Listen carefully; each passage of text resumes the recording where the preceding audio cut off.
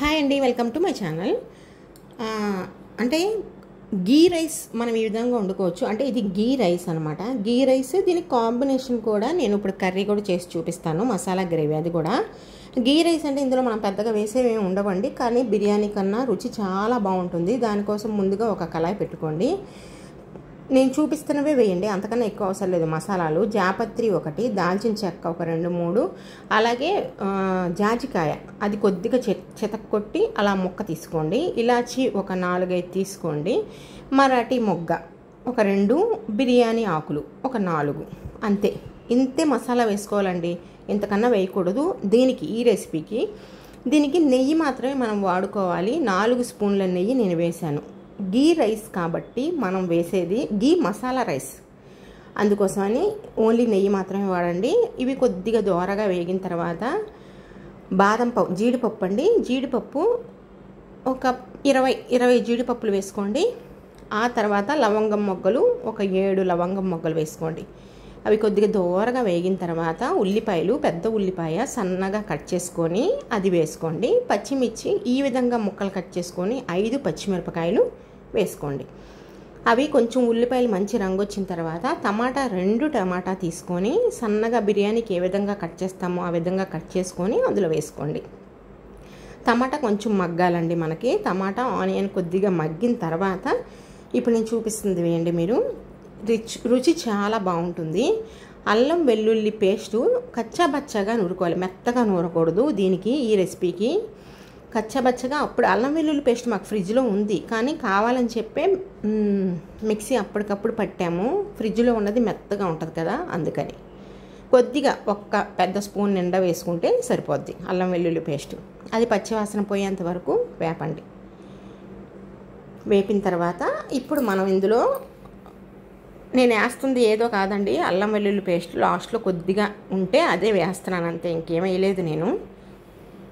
ఆ తర్వాత ఇప్పుడు వేస్తుంది పుదీనా, కొద్దిగా ఎక్కువ కాదు. కొత్తిమీర కూడా కొద్దిగా వేసుకోండి. 2 ఆకులు కూడా దీంట్లో పడాలి.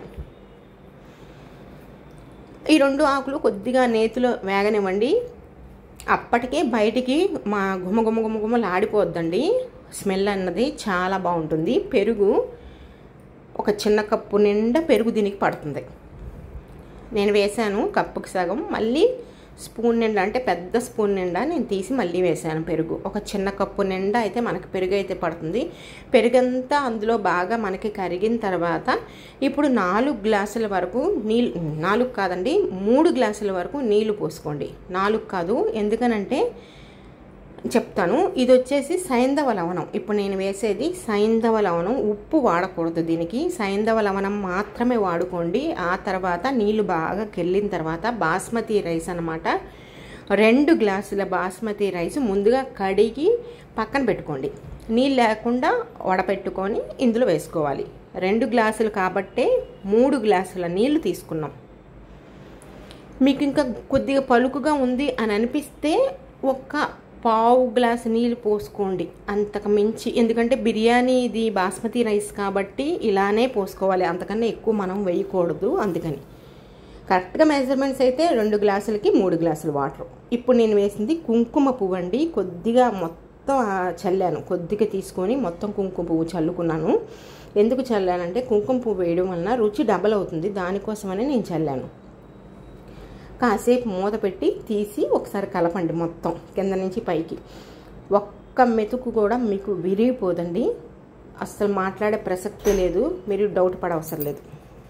ఉప్పు వాడకండి దీనికి, సైంధవ లవణం మాత్రమే వాడుకోవాలి, అందుకని అదే వేసాను. ఒకసారి మొత్తం కలిపిన తర్వాత మళ్ళీ మూత పెట్టేసుకోవాలి. మూత పెట్టి కాసేపు అలా సిమ్లో అలాగ పెట్టి దానంతలో అదే మెత్తగా ఉడికేలాగా చూసుకోవాలి, అంతకుమించి మనం కలపకూడదు. ఇప్పుడు గరం మసాలా పొడి, అంటే మనకు కుక్ అయిపోయింది రెడీ అయ్యింది అనుకున్నప్పుడు గరం మసాలా పొడి 1 స్పూన్ వేసి అది కొద్దిగా మనకి ఆ అన్నంలోకి ఎగిరేలాగా అలా మెత్తగా పెట్టేసి ఆ తర్వాత కింద నుంచి పైకి, పైనుంచి కిందకి మొత్తం కలుపుకోవాలి. ఈ గరం మసాలా పొడి ముందు నీళ్ళల్లో వేయకూడదు. అన్నం అంతా మనకి ఉడికింది అనుకున్నప్పుడు మాత్రమే మనం వేసుకొని ఇప్పుడు మేము ఎలా కలుపుతున్నామో ఈ విధంగా కలుపుకోవాలి. కొన్ని రైసులకి ఇంకొంత పద్ధతి ఉంటుందండి, అంటే వేసుకునే పద్ధతి. ఆ పద్ధతిలో ప్రకారం మనం వేస్తే రుచి బాగుంటుంది. ఎవరైనా గెస్టులు వచ్చినప్పుడు అయినా కానీ ఈజీగా చేసేయచ్చు. బిర్యానీ అంటే కష్టపడి చేయాలి, అలాగా ఇదివరకు రోజుల్లో ఇలాగ సింపుల్గా రైసులు కూడా మనం వండుకోవచ్చు చాలా ఈజీగా. గీ మసాలా రైస్ చాలా బాగుంటుంది. ఇలా కలిపేసుకొని మీరు ఇంకా అంత దగ్గరికి అలా పెట్టేసుకొని మూత పెట్టేసేయడమే. మూత పెట్టి ఒక్క 5 నిమిషాలు చాలా సిమ్లో అలాగ వదిలేసి స్టవ్ కట్టేసేయండి. ఇంతవరకు అయితే మనకి ఇది సరిపోయింది. ఒకవేళ మీకు ఉప్పు సరిపోలేదు అనుకుంటే ఇందాక నీళ్ళు మరిగినప్పుడే మీరు చెక్ చేసుకొని ఉప్పు వేసుకోండి, అంతే. నేను ఇలాగ మొత్తం ఒకే చోటకి పెట్టేసి మూత పెట్టేస్తున్నాను. 5 నిమిషాలు కుక్ అయిన తర్వాత స్టవ్ కట్టేశాను. స్టవ్ కట్టేసి ఇప్పుడు ఇంకో కళాయి పెట్టుకున్నాను. దేనికంటే ఇది మసాలా గ్రేవీ కోసం. నూనె 3 స్పూన్లు వేసుకొని అందులో సాయమినపప్పు 1/2 టీ స్పూను, ఆవాలు జీలకర్ర కూడా 1/2 టీ స్పూను వేసుకోవాలి. ఎండుమిర్చి కూడా ఇందులో మనం ఖచ్చితంగా పడాల్సిందే. ఇది బంగాళదుంప మసాలా గ్రేవీ వండుతున్నాం. దీని కాంబినేషను ఇలా ఉంటుంది.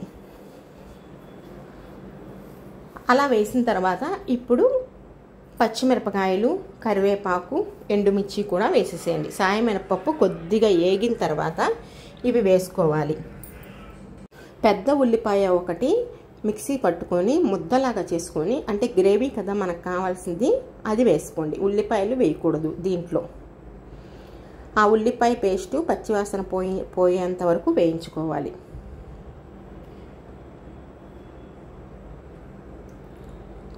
ఆ తర్వాత ఇందులో పసుపు కొద్దిగా వేసుకోవాలి. 1/2 టీ స్పూన్ పసుపు వేసుకుంటే సరిపోతుంది.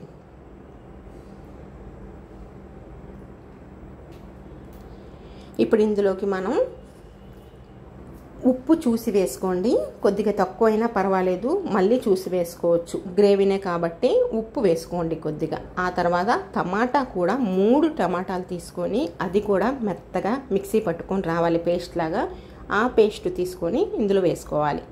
టమాటా గుజ్జు కూడా వేసుకున్న తర్వాత మనకి టమాటా స్మెల్ పోయేంత వరకు, అంటే పచ్చివాసన పోయేంత వరకు కాస్త మంట ఎక్కువగానే పెట్టుకొని దగ్గర ఉండి వేపండి.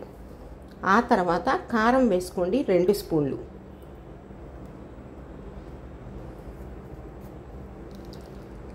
ఇలా కారం వేసుకున్న తర్వాత ఒకసారి మొత్తం కలుపుకోవాలి. కలుపుకుంటే మన కారం అన్నిటికి కూడా వెళ్తుంది.